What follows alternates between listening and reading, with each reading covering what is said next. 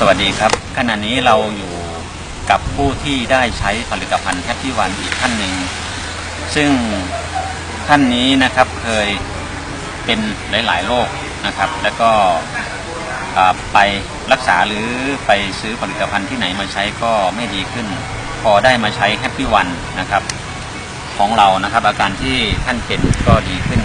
เป็นลำดับนะครับวันนี้เดี๋ยวผมจะให้ทางคนนั้นนะครับได้ให้ข้อมูลกับทางเราครับสวัสดีครับ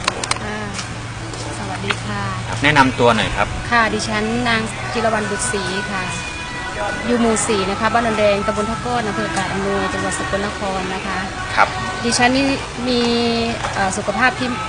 ไม่แข็งแรงนะคะมีหลายโรคนะคะที่เกี่ยวกับสุขภาพของตัวดิฉันเองนะคะครับก่อนที่ยังไม่ได้ใช้ผลิตภัณฑ์เนาะคือเป็นโรคอะไรมั่งนะครับเป็นโรคกระเพาะค่ะที่หนักที่สุดค่ะโรคกระเพาะแล้วมดลูกค่ะมดลูกด้วยเป็นเบาหวานมีเบาหวานนะเริ่มค่ะคือจากไปตรวจเลือดเดือนก่อนนะคะจะอยู่ที่100นะคะค่ะหมอบอกว่าถ้าถึง110ให้มารับยาในเดือนหน้าในวันที่15เดือนนี่แหละค่ะเดือนอะไรนะเดือนกรกฎาคมค่ะเขาบอกว่าถ้า110คือมารับยาเลยคือเริ่มแล้วหมอเขาบอกอย่างนี้ค่ะหนูก็เลยบอกว่าค่ะเดี๋ยววันที่10กรกฎาเนี่ยก็คือหมอนัดตรวจเลือดอีกทีนึงก็คือตรวจทุกคนในหมู่บ้านที่ตรวจหาเบาหวานนะคะหนูก็เลยก่อนที่หนูจะมาตรวจเลือดนะคะหนูได้ใช้ผลิตภัณฑ์ตัวนี้ไปแล้วนะคะ1เดือนนะคะหนูบดไปประมาณ3 กล่องนะคะใช้3 กล่องค่ะใช้3 กล่องคือหนูรักษามดลูกก่อนไงหนูยังไม่ได้มารับยาเบาหวานนะคะพอหลังจากที่หนูใช้ผลิตภัณฑ์เดือนนึงก็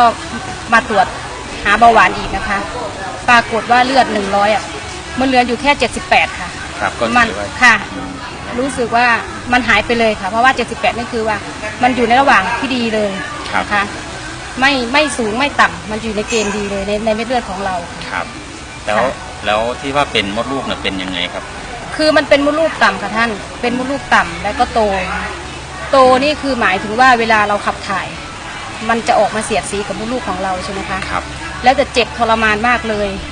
คือในช่วงที่เวลาเราจะมีประจำเดือนมันจะเจ็บจนหนูทำงานไม่ได้หนูต้องนอนพักในวันนั้นนะคะพอมีประจำเดือนเวลาขับถ่ายหนูจะขับถ่ายยากมากเลยค่ะแล้วทีนี้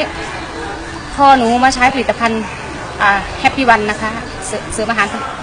แฮปปี้วันค่ะ1 เดือนนะคะหนูรู้สึกว่ามันขยับขึ้นนะคะจากที่มันต่ำๆมันขยับขึ้นแล้วมันก็คือหมอเขาจะให้ล้วงดูเลยนะคะว่าต่ำหรือสูงหนูก็ทดลองทำดูปรากฏว่ามันไม่เห็นค่ะจากที่หนูเป็นหมาดขาวเยอะๆเป็นตกคันค่ะเป็นตกขาวเป็นลงคันอะไรของคนอีสานเขาพูดกันนะคะหนูไปตรวจแล้วมันก็ไม่มีค่ะตกขาวตอนนั้นเป็นเยอะไหมครับเป็นเยอะค่ะออกมาติดกางเกงของเราเยอะแล้วก็คันด้วยค่ะทั้งคันทั้งมีกลิ่นค่ะทั้งมีกลิ่นค่ะจนออกมาจนเขียวเลยแล้วมันไหลออกมาค่ะไหลออกมาเยอะค่ะจนเป็นสีเขียวเลยค่ะแล้วทีนี้พอหนูทานค่ะกล่องแรกหนูทานนะคะหนูก็รู้สึกว่ามันดีขึ้นนะคะหนูก็ทานมาเรื่อยๆค่ะที่แรกๆหนูจะหยุดทานแล้วเพราะว่าหนูทานแล้วมันผายลมออกมาใช่ไหมมันจะทำให้เราผายลมออกมาเยอะๆค่ะค่ะนั่นแหละหนูก็เลยตกใจหนูก็ไม่กล้าหนูไม่กล้าทานต่อหนูก็เลยไปคุยกับทีมงานในห้องน้ำค่ะพอดีคุณป้าคนที่ทานก่อนท่านก็เลยแนะนำหนูบอกว่าที่หนูผายลมเพราะหนูมีกรดไหลย้อนด้วยไงลูกค่ะให้ทานต่อไปนะลูกนะคือไม่ต้องหยุดหนูก็เลยไม่หยุดทานค่ะหนูก็รับฟังนะคะแล้วหนูก็ทานมาเรื่อยจนหมด3 กล่องแล้วค่ะตอนนี้ค่ะคือ3 กล่องนี้ที่หนูทานเนี่ยคือทุกอย่างมันหายไปหมดเลยค่ะทั้งหมาดขาวนะคะแล้วก็ที่หนักค่ะหนักมากค่ะหายไปคันก็ไม่คันค่ะแล้วจากที่หนูเป็นกระเพาะมันก็ไม่เจ็บเหมือนเดิมค่ะเป็นความแตกต่างเนาะจากที่เราเป็นมาก่อนแล้วก็มาใช้แล้วดีขึ้นค่ะดีขึ้นค่ะอยากจะฝากบอกอะไรกับกลุ่มผู้หญิงที่เป็นเกี่ยวกับพวกมดลูกแล้วก็ตกขาวมั้งครับค่ะหนูอยากฝากบอกจริงๆออกจากใจหนูจริงๆนะคะว่าถ้าทุกท่านมีสุขภาพเหมือนหนูเป็นเหมือนหนูนะคะที่ขับถ่ายยากๆออกมาแล้วมันมาเจ็บตรงมดลูกของเรานะคะตรงปีกมดลูกแล้วก็สันหลังนะคะที่เจ็บที่เป็นอยู่ตอนนี้หนูอยากแนะนำว่าหนูอยากให้ทานเสริม อาหารของแฮปปี้วันนะคะหนูอยากให้ทานนะคะ อยากให้ทดลองดู มันชัดเจนไหม มัน ครับ ชัดเจนค่ะสำหรับหนูมันตอบรับมากเลย แล้วหนูก็กินใจด้วย แล้วหนูก็ตัดสินใจทั้งเป็นสมาชิกในการทานแล้วก็ขายด้วยนะคะ ตอนนี้หนูตอบโจทย์มากเลยค่ะในโรคที่หนูเป็นนะคะ ทั้งมึนชา มันชาที่มือด้วย ค่ะมึนชาที่มือจากการที่หนูขับรถมอเตอร์ไซค์ไม่ได้นะคะ ตอนนี้หนูขับรถได้แต่ก่อนหนูขับแค่กิโลเดียวเนี่ยหนูมึนชาไปหมดเลยไอ้ตามมือเนี่ย ครั ค่ะ บเราต้องได้แกะด้วยนะ ค่ะ ช้า ค่ะ ๆมันไม่มีความรู้สึก ค่ะ หลังจากที่หนูใช้ผลิตภัณฑ์นี้กล่องเดียวแค่นั้นแหละค่ะหนูขับรถระยะทาง30กิโลไปกลับ60กิโลมันไม่เป็นอะไรเลยค่ะหนูสามารถเอามือออก ออกได้ ค่ะได้ ไม่มีอาการแบบเก่า ค่ะไม่มีอาการแบบเก่าไม่มึนไม่ชาหายไปเลยค่ะ ที่เห็นชัดเจนก็เป็นเรื่องของมือชา ค่ะ เท้าชาแล้วก็เรื่องของ มดลูก มด ค่ะ นะครับ ค่ะ นะครับ จากอาการที่หนักมาก ค่ะ นะครับตรงนี้ ค่ะ ก็ถือว่าเห็นผลนะครั ค่ะเห็นผลค่ะ มั่นใจกับแฮปปี้วันเราขนาดไหนครับ ค่ะ100%ค่ะ อืม หนูกล้าเอาคอประกันเลยค่ะ ครับ ตัวนี้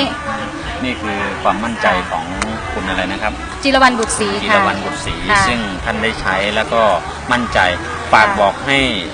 คนที่กำลังชมเราอยู่นะครับ ว่า ค่ะ ให้ใช้แฮปปี้วันเรายังไงครับ ก็คืออยากให้ทานนะคะ อยากให้เอาไปใช้ลองดูนะคะ ถ้าใครที่ยังไม่เชื่อ หนูก็อยากให้เชื่อดู เพราะว่าหนูเนี่ยคือมันตอบโจทย์แล้วได้แล้ว แล้วเคย ได้ทั้ง ใช้ ร่างกายค่ะ เคยใช้หลายๆยี่ห้อมาใช่ไหมครับ ค่ะ ไม่ต้องเอ่ยชื่อนะ ใช่ค่ะค่ะ เคยใช้ ทุกสิ่งอย่างมาหนูซื้อทานหมดค่ะหนูอยากทดลองเพราะว่าหนูอยากได้สุขภาพที่ดีใช่ไหมคะหนูก็อยากรักษาด้วยมันเจ็บมันทรมานค่ะ ครับ ค่ะเกือบ20 ปีอะค่ะ ที่หนูทรมานอยู่ เจ็บอยู่ ค่ะทีนี้พอหนูมาใช้ตัวนี้แล้วหนูได้ผลนะคะ มั่นใจแล้ว มั่นใจแล้วค่ะค่ะ ครับวันนี้เรานะครับบริษัทแฮปปี้99ผมเองขอขอบคุณมากขอขอบคุณ จะเอาเบอร์โทรหนูไหม ครั คะ บเอาเบอร์โทรด้วยครับ ค่ะ081นะคะ2858656ถ้าใครที่ได้ดู